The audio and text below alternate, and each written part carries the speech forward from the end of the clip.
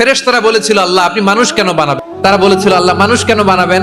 মারামারি করবে, আমরাই তো ভালো, আমরাই আপনার মহিমা বর্ণনা করি, আমরাই আপনার পবিত্রতা বর্ণনা করি, নুকাদ্দিসুলাক, তার মানে আল কুদ্দুস।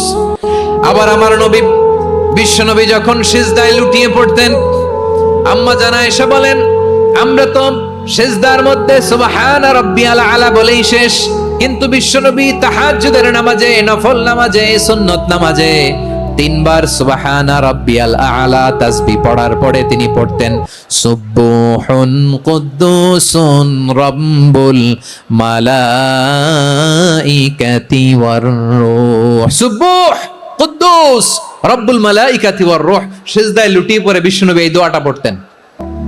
নফল নামাজে, সুন্নাত নামাজে কিংবা তাহাজ্জুদের নামাজে সুবহানা রাব্বিয়াল আলার পরে কি পড়তেন? সুবহুন। আওয়াজ করে বলেন সুবহুন কুদ্দুসুন রব্বুল মালাইকাতি ওয়ার রূহ। মানে আল্লাহ আপনি প্রশংসিত, আল্লাহ আপনি অতি পবিত্র, আপনি সব ফেরেশতা কুলের রব, ফেরেশতাদের সরদার জিব্রাইলের রব। সুবহানাল্লাহ।